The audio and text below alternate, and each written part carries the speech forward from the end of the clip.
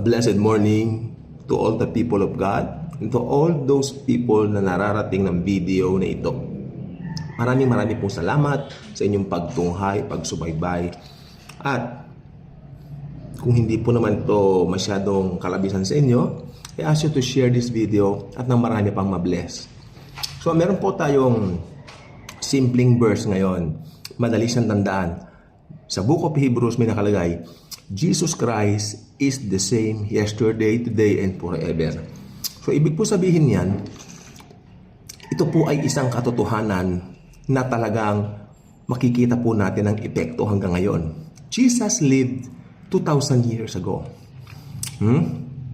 Alam na ng kanyang kwento, namatay siya sa krus, nilibing, after 3 days na buhay, pero ang legacy niya hanggang ngayon, nagbabago pa rin ang buhay ng mga tao. Okay?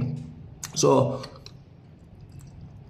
kung titignan po nating mabuti at i-realize nating mabuti, bakit maraming mga tao ngayon ang gusto nilang, di ba? Maraming mga tao ngayon sa FB na lang tignan po ninyo.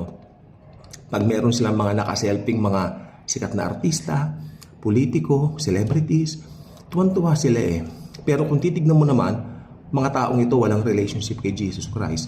Mas gusto nilang magkaroon ng relationship sa kapwa-tao nila na kapareho lang din nilang tao. Kaya kumpara na hanapin yung katotohanan ng mas mahalaga. Ang pagkakaroon ng relationship sa Diyos sa pamamagitan ni Kristo Jesus. Amen? So, kaya kung ikaw ay isang Kristiyano, makinig kang mabuti sa akin. Dahil ang relationship na meron tayo ay panghabang buhay, pang forever. Meron pong forever, kay Jesus lang po ito matatagpuan. Yung love na binibigay nung February 14, hindi po totoong love yan. Yan po ay lust. Okay? L-U-S-T. Pagnanasa. Pagniniig ng mga hindi kasal. Pagtatalik ng hindi kasal. Hindi po yan love. Yan po ay libog. Yan po ay lust. Pero ang nakalagay po sa John 3:16, For God so loved the world that He gave His only begotten Son, whosoever believeth in Him will not perish, but will have everlasting life. Yun po ang totoong love. And what is love?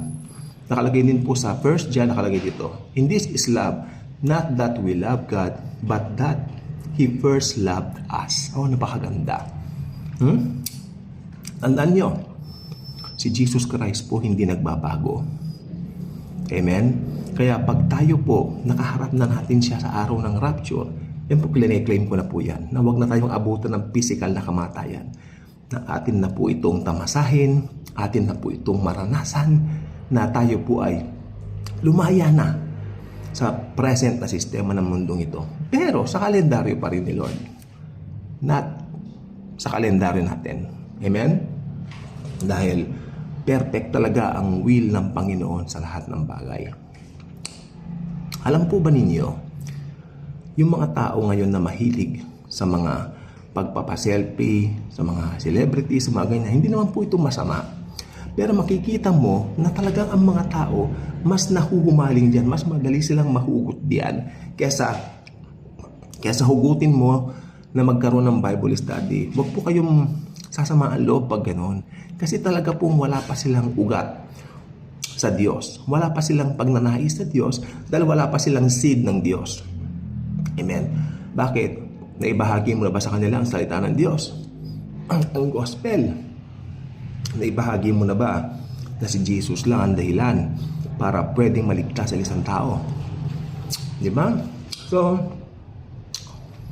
it's not about popularity. Kasi, na-realize ko lang po, pag Kristiyano ka na, yung popularity ni Jesus Christ, lagi pong nandyan na po yan. Hindi po yan matatanggal na. Amen? Popular si Jesus. Pero mas maganda ang mga tao magkaroon ng relationship sa Kanya. Paano mangyayari ito? Kailangan nilang paniwalaan na namatay siya sa cross para sa kanila. Tinubos niya ang kanilang mga kasalanan. At ang sino mang mananalig sa kanila, sino mang mananalig sa Kanya, doon sa Kanyang ginawa sa cross, ay magkakaroon ng buhay na walang hanggan. Ito po ay seryosong bagay. Ito po ay hindi biro. Sa mundong ito, marami tayong mga nakikita ngayon, especially now sa panahon natin, social media days. No? Konting bukas mo lang ng wall mo sa FB, maraming pwedeng kumuha ng attention mo. Kaya nakakalungkot yung mga bagay tungkol sa Diyos. Ito pa ngayon parang winawalang kabuluhan ng ibang mga tao. Okay, so malamang alam natin yan dahil hindi naman lahat ng tao sa mundo ay mananampalataya. Kaya po tayo ang ambassadors of the Lord Jesus. Tayo ang gagamitin ng Lord para ibahagi ito sa iba. Okay? Sa ngayon po, itong lalamunan ko okay naman na po. Okay na po, wala po akong lagnat na maayos na po ako. Kaya lang siyempre, patanggal pa lang po yung ubo ko. So, I'm very happy sa araw ngayon dahil, yes, walang ganun eh. Claim ko na magaling na ako. Marami po may sakit ngayon dito sa lugar namin, maraming inuubo. So, pag nagkakasakit ka, nagkakaubo ka, ang isipin mo, marami kang kasama, hindi ba? Lalo na itong panahon natin ngayon alam niyo itong panahon natin ngayon, maniwala po kayo. Isa po itong palatandaan o senyales din na ang panahon natin hindi nakapukatulad ng dati. Nagbabago po talaga ang lahat. Pero si Jesus, He is the same yesterday, today, and forever. At nakakalungkot o nakakabwisit paminsan, ito nakakabwisit po talaga. Pag nagbukas ka ng topic tungkol kay Jesus sa mga bagay, sa mga lugar-lugar, parang pagtatawanan ka pa eh. O alam ko nakalagay doon, ipe-persecute ka, pero pag nandoon ka sa situation, mabubwisit ka pa rin, nandoon pa rin. Parang ginagawa nilang katatawanan ngayon, yung mga, hindi ba nakakilabot yan? Yung mga bagay na totoo, yung mga bagay na mahalaga, yun ang winawalang kabuluhan. Yung mga bagay na napaka-importante, winawalang halaga. Ano po ba yun? Yun ay ang pagpapahayag ng Ebanghelyo. Kasi pag napapanggit yung tungkol kay Jesus sa Bible, mga ganyan, parang wala ng interest ngayon ng tao. Para sa kanila, ito ay walang kabuluhan, ito ay katatawanan. Pero tandaan po ninyo, meron pong darating na araw na ang tinatawag po niya na rapture. Magkakaalaman po dyan sapagkat yung mga nanampalataya sa Kanya at naglagak ng tiwala sa Kanya as Lord and Savior ay papaitaas at mamimit siya. No? Mamimit siya for the very first time.